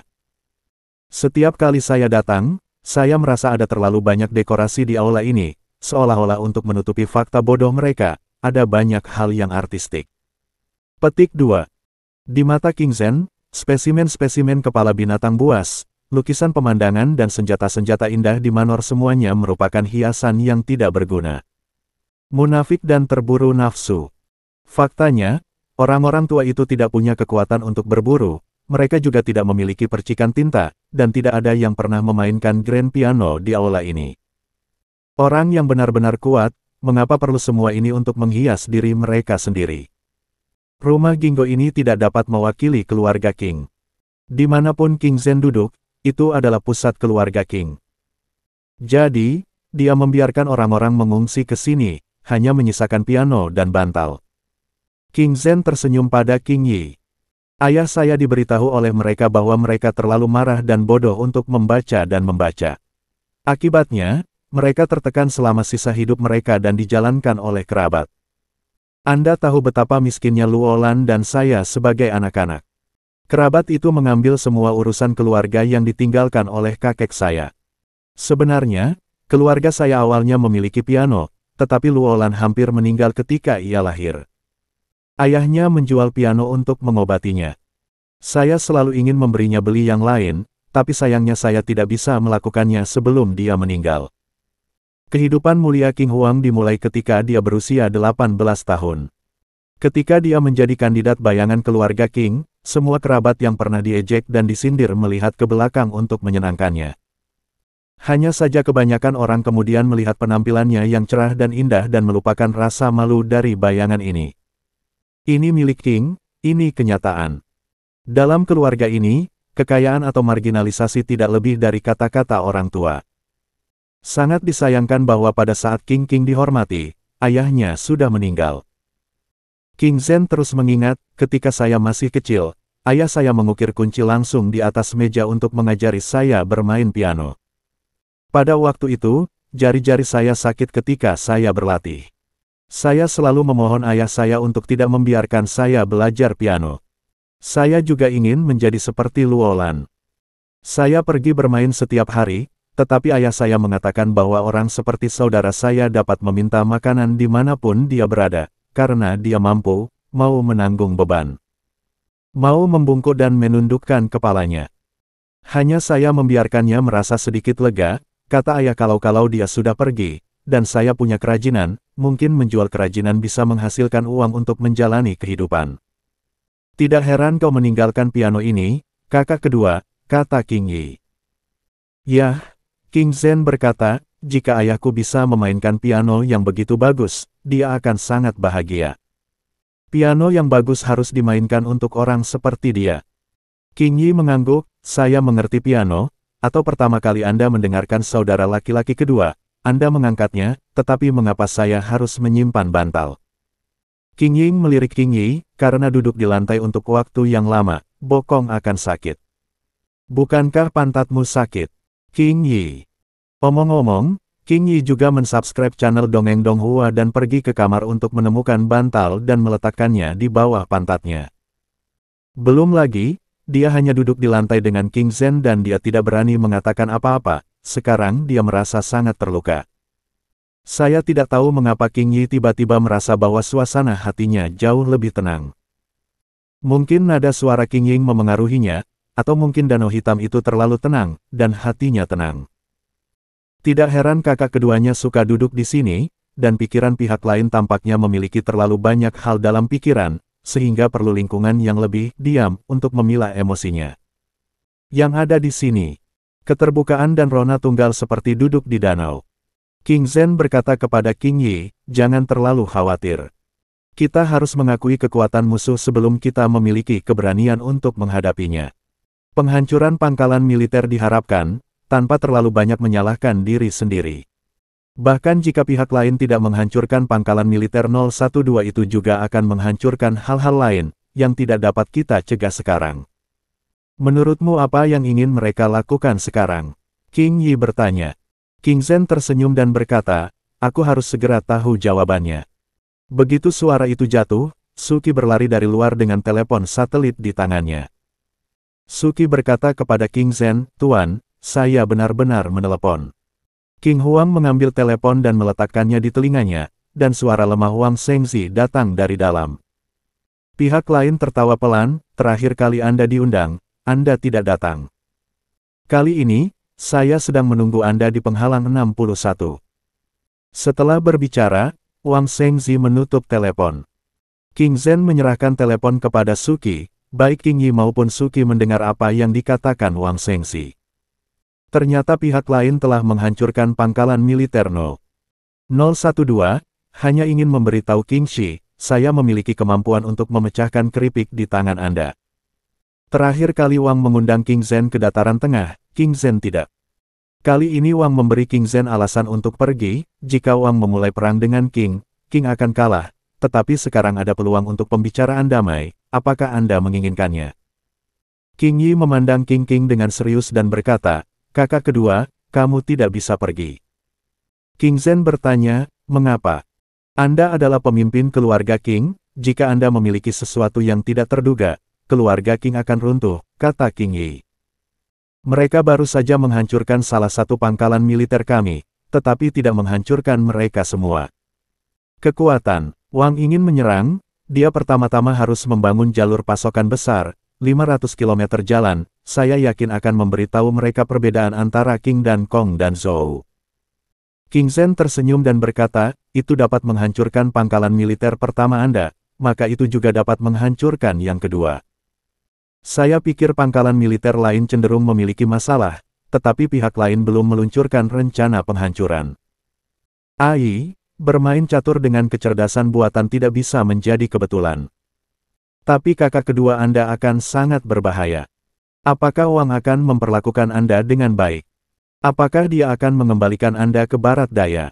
Kata King Yi mendesak. Suki, yang diam, juga berkata, Tuan, Anda tidak bisa pergi. King Zhen berkata sambil tersenyum, biarkan juru masak memasak makanan lagi, saya sedikit lapar. Untuk urusan ini, saya harus menunggu saudara saya kembali dan berbicara. Pihak lain sudah menetap, dan sekarang saatnya untuk Tiongxi. King Huang duduk di danau hitam dan melihat keluar dari pintu aula, hanya untuk melihat pohon ginkgo di lereng gunung. Pada saat ini, pohon ginkgo belum menguning, dan itu benar-benar harus menguning sampai Oktober. Ketika itu, waktu yang paling indah di Gunung Ginkgo. Musim panen yang subur juga membawa lebih banyak kenangan tentang King Zhen. King Zhen ingat bahwa ayahnya telah memberitahunya bahwa pohon-pohon ginkgo ini ditanam oleh leluhur King. Awalnya, tidak ada yang berpikir bahwa itu akan menjadi Gunung Ginkgo. Pohon ginkgo juga dikenal sebagai pohon gongsun, karena butuh lebih dari 20 tahun bagi pohon ginkgo untuk membuahkan hasil. Itu adalah penanaman pohon di depan umum dan matahari untuk makanan. Ketika dia lapar dengan luolan ketika dia masih muda, dia akan datang ke Bukit Ginkgo untuk diam-diam mengambil ginkgo dari pohon. Awalnya, mereka tidak tahu bahwa ginkgo beracun, atau ayahnya mengatakan kepada mereka bahwa itu harus dimasak sebelum makan. Bukit Ginkgo adalah daerah tertutup. Meskipun tidak ada pasukan yang ditempatkan, hanya sedikit penduduk yang berani pergi ke gunung, karena ini adalah kebun belakang keluarga King. King Huan awalnya takut untuk mencuri ginkgo, tetapi Luolan sangat berani. Dia mengatakan bahwa dia hampir mati kelaparan, tetapi dia tidak peduli dengan aturan omong kosong. Belakangan, saudara-saudara juga membawa orang lain untuk menjemput mereka, dan kemudian secara diam-diam menjualnya ke restoran di penghalang, jika mereka menjual lebih banyak. Bos akan memberi mereka semangkuk sup tangan babi ginkgo. Jika Anda beruntung, Anda masih bisa makan sisa, itu adalah daging langka dari dua bersaudara. Perlahan-lahan, seseorang dalam keluarga King belajar tentang mencuri ginkgo dan berjongkok di Bukit Ginkgo untuk menangkap mereka. Untungnya, King Zhen adalah anak dari keluarga King, sehingga mereka dibebaskan dari hukuman. Belakangan, Bukit Ginkgo mulai menempatkan pasukan garnison, tetapi komandan batalion infanteri itu baik hati. Ketika pihak lain melihat rasa malu King Huang dan Luolan, mereka menutup mata terhadap pencurian ginkgo. Komandan batalion itu adalah paman King Yi, jadi King Zhen dan Luolan kemudian bertemu King Yi. Setelah berkenalan, King Zhen bertanya kepada paman King Yi, mengapa kamu tidak menangkap kami, tetapi menipu kami untuk mencuri ginkgo? Paman King Yi tersenyum dan berkata, apakah Anda tahu pohon ginkgo ini juga disebut Gongsun-su? Aku tahu, kata ayahku, jawab King Zhen. Lalu apakah Anda pernah mendengar bahwa ketika nenek moyang keluarga King menanam pohon-pohon ginkgo ini, mereka memberitahu anak-anak dan cucu-cucu mereka. Jika suatu hari keturunan keluarga King tidak dapat bertahan hidup, mereka akan datang untuk mengambil Gingo dan merebus untuk dimakan, mungkin mereka akan mampu mengatasi kesulitan. Kata Paman King Yi. Belum pernah mendengarnya, King Zhen menggelengkan kepalanya. Paman King Yi tersenyum, nenek moyangmu menanam pohon hanya untuk masa depan keluarga, untuk menjaga dupa. Kamu adalah keturunan keluarga King, bagaimana kamu bisa memilih beberapa Gingo? Mungkin, pohon Gingo ini ditanam untukmu apa? Pada saat ini King Zhen memandangi hutan Gingo dan tiba-tiba berpikir, itu adalah gilirannya untuk menyelamatkan King Shi setelah minum dan mematuk. Berita bahwa Wang mengundang King Zhen untuk pergi ke penghalang 61 diteruskan ke Luo Lan oleh Suki. Luo Lan, yang bergegas kembali ke barier 111, mengambil batalion khusus dan berbalik ke barier. Luo Lan sendiri sedang berpatroli di pagar King dan baru saja membunuh sekelompok orang di utara. Tiba-tiba dia mengubah jumlah penghalang, yang membuat para pejabat di sana memeras keringat dingin. Ketika mereka mengetahui bahwa Luo Lan sedang mendekat, para pejabat berkumpul untuk membahas langkah-langkah penanggulangan, mereka tidak tahu. Apakah mereka melakukan sesuatu yang salah yang menyebabkan perubahan rencana perjalanan yang tiba-tiba. Namun, setelah melakukan inventarisasi yang cermat, para pejabat merasa sedikit tidak dapat dijelaskan. Hambatan mereka tidak memiliki celah dalam pengelolaan persenjataan dan pengelolaan cadangan biji-bijian. Mereka bertindak berbeda dari penyediaan sementara penghalang biji-bijian sebelumnya. Mereka benar-benar teliti dan tidak terlibat. Berminyak. Semua orang berpikir, karena tidak ada kesalahan dalam pekerjaan mereka, mari kita lihat apa yang dilakukan karakter King kedua. Ketika Luo Lan akan tiba, semua petugas berlari ke pintu untuk menyambut mereka. Mereka semua mendengar bahwa Luo Lan tidak memberi petugas pandangan yang baik pada semua penghalang. Ketika melewati gerbang kota, dia bahkan tidak bisa turun dari mobil. Tapi Luo Lan tidak bisa turun dari bus, tetapi mereka tidak boleh datang. Seperti yang diharapkan, Luo Lan mengemudi dengan konvoi, dan tidak bermaksud berhenti di pintu. Namun, setelah memasuki penghalang, konvoi Luo Lan tidak pergi ke gedung kantor, tetapi langsung pergi ke kediaman resmi seorang anggota keluarga King. Anggota keluarga King ini cukup bergengsi di dalam keluarga King, tetapi pihak lain dan King Zhen tidak berpikiran tunggal. Cukup beralasan bahwa King Ying harus membersihkan potensi ancaman ini setelah ia naik, tetapi prestise partai lain dalam hambatan politik relatif tinggi. Dan King Zhen memiliki hal-hal yang lebih penting untuk dilakukan. Melihat partai lain sangat aman, sehingga semua orang masih menyimak channel Dongeng Donghua dengan aman. Kali ini, Luo Lan mengambil pasukan dan bergegas ke tempat kejadian. Setelah tiba di rumah lawan, ia pergi melalui blokade penuh tanpa mengatakan apa-apa.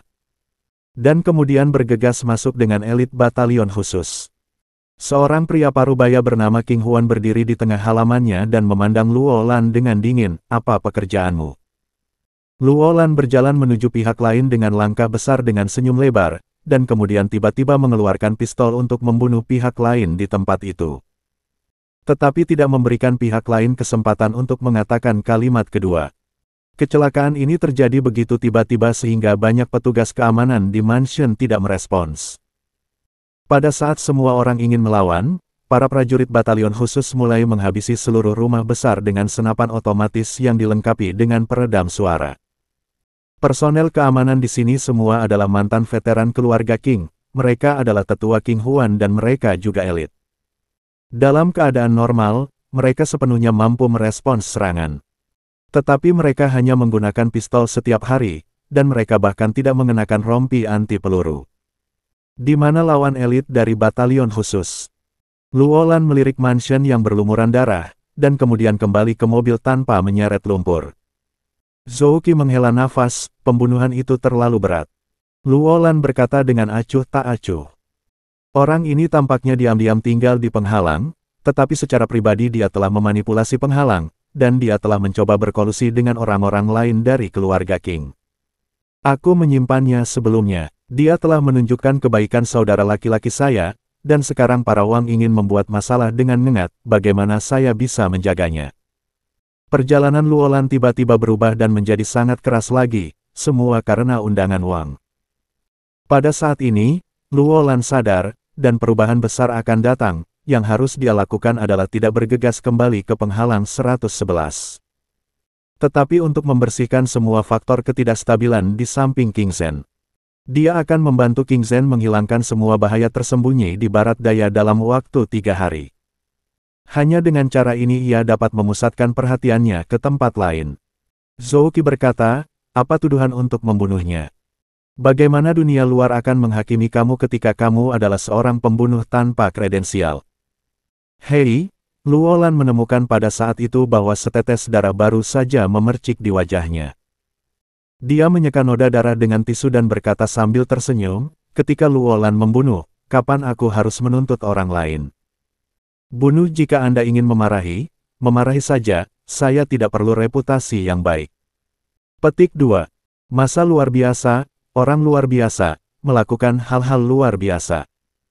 Ini adalah evaluasi batin Zhou Qi saat ini. Batalion khusus benar-benar membersihkan seluruh rumah. Pada akhirnya, para pejabat baru saja tiba di sini. Semua orang melihat darah di halaman, dan tampaknya mereka tidak akan berani mengeluarkan suara. Luo Lan duduk di mobil dan memandang mereka dengan dingin dan berkata, apa yang terjadi hari ini, ada penyebabnya. Kamu dapat melakukan pekerjaanmu sendiri dengan tenang. Urusan internal keluarga King tidak ada hubungannya denganmu. Manajemen persenjataan dan cadangan makanan Barrier No. Sangat baik, saya sangat puas. Karena itu, tim berangkat lagi dan bergegas ke penghalang 115. Dalam rencana Luo Lan, ada beberapa orang untuk dibunuh. Para pejabat yang berdiri di belakang konvoi yang berdiri di pintu masuk rumah saling memandang, mereka melihat kembali tubuh di dalam mansion, tetapi mereka merasa lega. Seorang pejabat berkata kepada bawahannya, biarkan seseorang datang untuk membersihkan, ingat, memblokir berita. Jika seseorang bertanya tentang ini, mereka tidak akan menjawab sama sekali. Bab 1215, inilah yang aku berutang pada King Qing. Fakta bahwa Luo Lan masuk ke penghalang dan membunuh King Huan di tempat tidak menyebar begitu luas. Seorang pejabat di penghalang tidak hanya mengeluarkan perintah kerahasiaan, tetapi juga menangani semua orang dalam di rumah King Huan. Dan meminta semua orang untuk menandatangani peraturan kerahasiaan. Pejabat ini benar-benar tahu situasi keluarga King sekarang. Dia melihat Luo Lan membunuh King Hua tanpa mengatakan apa-apa, dia tahu bahwa pembersihan yang sebenarnya ada di sini. Karena itu, Luo Lan harus membunuh orang lain. Jika orang yang ingin dibunuh Luo Lan melarikan diri setelah mendengar angin dan rumput dari sisi penghalang, para pejabat yang hadir di penghalang akan terkutuk. Namun, pejabat ini benar-benar menganggap masalah ini sebagai peluang, bahkan, Luo Lan mungkin tidak benar-benar membutuhkan tindakan kerahasiaan, namun, jika seseorang memberitahu Luo Lan tentang upayanya di masa depan, bahkan jika tidak ada kemajuan yang lancar, saya khawatir dia akan memiliki posisi yang stabil. Dalam 3 hari berikutnya, Luo Lan mengambil batalion khusus King untuk menjalankan 3 penghalang berturut-turut, menewaskan ratusan orang. Pada saat ini, berita likuidasi Luo Lan dari faksi saingan dalam keluarga King akhirnya kewalahan. Beberapa orang berpikir bahwa pemusnahan semacam ini pasti akan menyebabkan serangan balik oleh faksi lawan. Orang-orang takut bahwa dunia tidak kacau, selama hal ini tidak ada hubungannya dengan diri mereka sendiri, maka tidak masalah jika pergi ke langit. Begitu banyak orang menantikan pertunjukan yang bagus. Namun, perkembangan masalah mengecewakan mereka, dan tidak ada yang melakukan serangan balik, karena semua orang yang bisa melakukan serangan balik telah dibunuh oleh Luo Lan oleh Guntur. Pada saat ini, banyak talenta akhirnya menyadari bahwa alasan mengapa faksi yang berseberangan bisa hidup sebelumnya adalah karena Luo Lan membiarkan mereka hidup. Daftar orang-orang ini yang perlu dibersihkan tampaknya telah diukir di hati Luo Lan. Selama 3 hari ini, semua orang bergegas untuk membunuh dan membunuh. Luo Fatian ini bahkan memikirkan rute lebih awal. Rintangan mana yang harus duluan, dan rintangan mana yang harus dituju, dan bagaimana mengatur pelacakan personil intelijen semuanya ada dalam rencana. Setelah 3 hari, Luo Lan tidak hanya tidak merasa lelah, tetapi juga tampak lebih bersemangat. Tiba-tiba, Zhou Qi merasa bahwa orang seperti itu secara alami cocok untuk membunuh dan membakar. Jika Anda ingin dia hidup dengan damai, dia akan kehilangan energinya. Perhentian terakhir, penghalang 89. Luolan berdiri di sebuah rumah berlumuran darah dan memerintahkan tim batalion khusus untuk mencari di setiap sudut. Tuan di rumah ini masih berbaring di kaki Luolan, terengah-engah dan tetap terengah-engah. Pihak lain mencengkeram celana Luolan dengan erat dengan telapak tangannya yang berdarah. Luolan tampak dingin, dan orang ini secara pribadi menghubungkan anggota keluarga King yang menentang King Zhen dan mencoba mengendalikan pasukan King di dekat penghalang ke-89. Tidak ada emosi untuk dibicarakan. Orang lain terengah-engah, menyaksikan kematian, tetapi dia menolak untuk menelan napas terakhirnya. Pada saat ini, prajurit batalion khusus berkata, "Tuan, lumut di halaman memiliki tanda-tanda terinjak-injak. Apa yang harus disembunyikan di dalam sumur?" Begitu kata-kata itu keluar, pria yang terluka parah di kakinya tiba-tiba tampak kesal, tetapi sebelum dia bisa melakukan apapun, Luolan membuat tembakan terakhir di kepalanya. "Tuan, ada seorang anak yang bersembunyi di sumur," kata Komandan Kam khusus kepada Luolan. Luolan berjalan ke kepala sumur dan melihat ke bawah. Dia melihat seorang anak berusia 8 tahun menarik tali sumur dan menggantung di air sumur dalam. Mata anak itu jernih tetapi ngeri. Pihak lain mendengar semua suara tembakan dan jeritan di sini, dan lengannya gemetaran karena tarikan tali sumur yang panjang. "Tuan, biarkan saya melakukannya," kata Komandan Batalion Khusus. "Lebih baik anak-anak ini membunuh anak-anak mereka sebagai bawahan." Luolan menepuk pundak Komandan Batalion, "Tidak perlu mundur." Setelah membunuh orang terakhir dalam daftar, Luolan meninggalkan penghalang ke-89 seolah-olah dia khawatir, hanya menyisakan mayat dan noda darah di penghalang. Pada tahun lalu, Luolan jarang membunuh orang, terutama karena sebagian besar waktunya adalah gilirannya. Oleh karena itu, banyak orang hampir berpikir bahwa Luolan akan mengkultivasi dirinya sendiri. Ini seperti semua penjahat ingin berdandan sebagai tuan-tuan setelah mereka memiliki kekuatan. Tapi sekarang semua orang mengerti bahwa Luolan masih Luolan, dan tidak pernah berubah. Dalam perjalanan kembali ke penghalang 111, kendaraan lapis baja dan konvoi di bawah penjaga gunung tampak sangat spektakuler. Mobil lapis baja kaki itu mengemudi di jalan, seperti binatang buas mengaum. Di kendaraan off-road, Luolan sedang duduk di barisan belakang memandang keluar jendela dengan sedikit terpesona. Tiba-tiba dia berkata kepada Zouki di sekelilingnya, "Southwest berubah. Saya ingat ketika saya pergi ke penghalang ke-88 untuk menyandera. Tidak ada cara yang layak." Petik 2.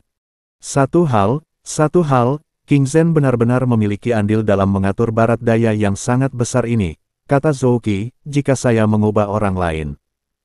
Saya khawatir kekuatannya tidak akan dirasionalisasi dalam waktu yang begitu singkat.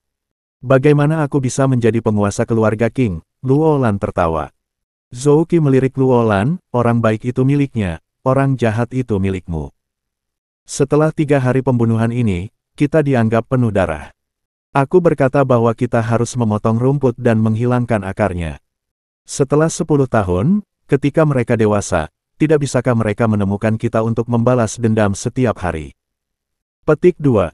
"Apa yang kamu takutkan?" Luolan berkata sambil tersenyum, "sangat menyenangkan untuk membuatku balas dendam. Aku cukup bahagia." Zouki berbisik pelan, "Kamu sedang melihatnya, aku tidak mengerti.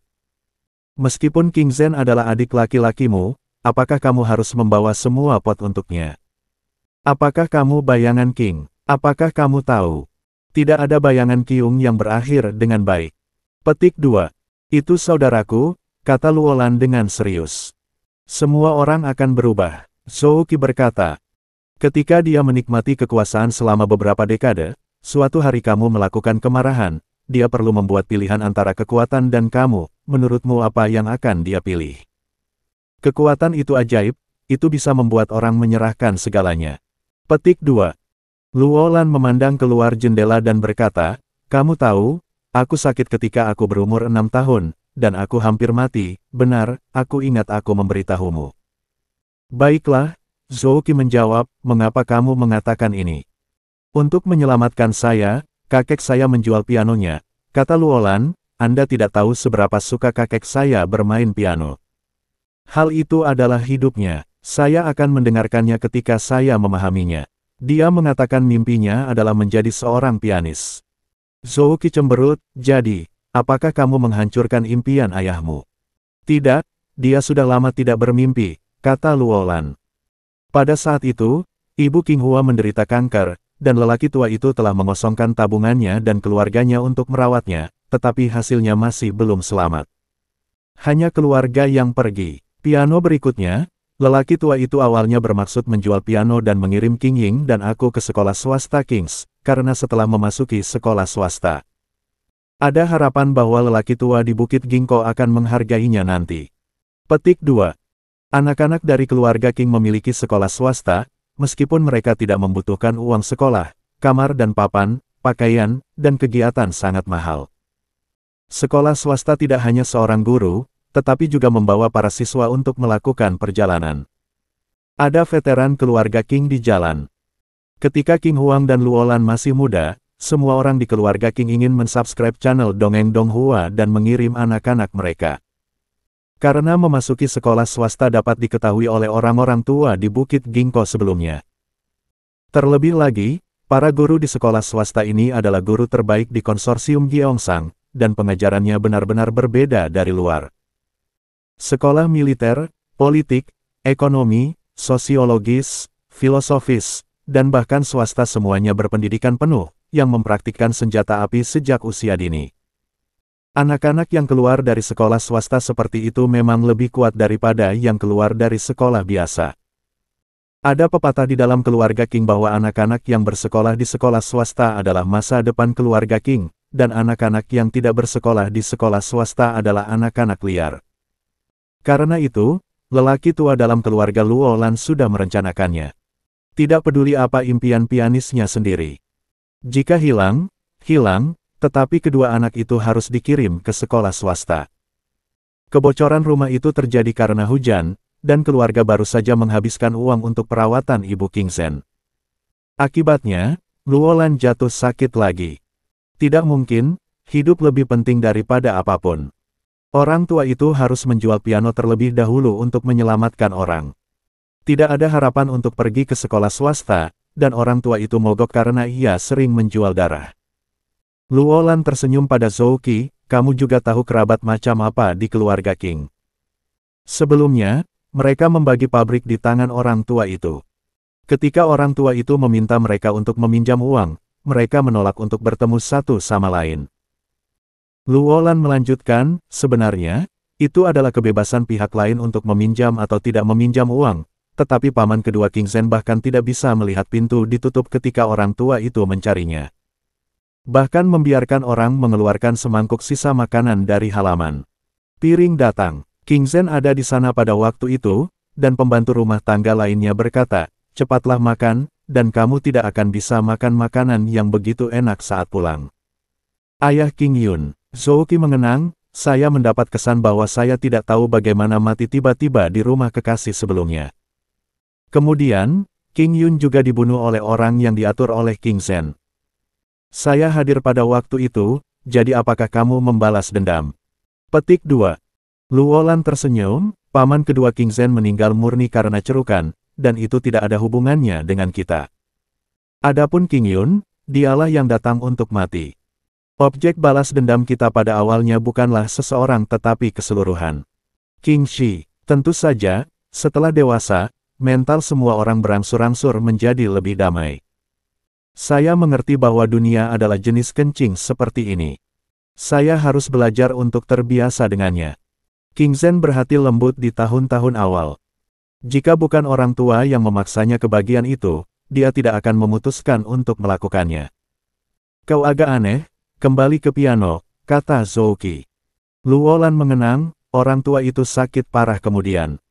Ketika dia tahu dia akan mati, dia memanggil saya ke samping tempat tidur dan berkata kepada saya, piano asli adalah masa depan dua saudara kita. Kemudian King Ying dan saya semua bisa pergi ke sekolah swasta. Di masa depan, saya mungkin bisa memasuki Kingshi untuk pekerjaan penuh waktu, tetapi saya terlahir dengan penyakit itu. Pria tua itu mengatakan bahwa piano harus setengah dari King Ying dan saya. Tapi saya mengambil semua tawaran itu, dan masa depan King Zhen juga diperhitungkan, jadi lelaki tua itu berkata bahwa saya harus melindungi adik lelaki saya. Inilah yang saya berutang kepada King Zen.